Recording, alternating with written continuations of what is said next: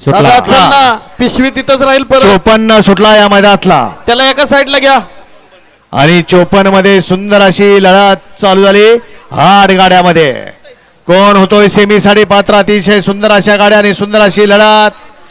शेवटच्या क्षणाला कोण बाजी मारतोय? आणि बाजी मारली गट क्रमांक 54 चा निकाल.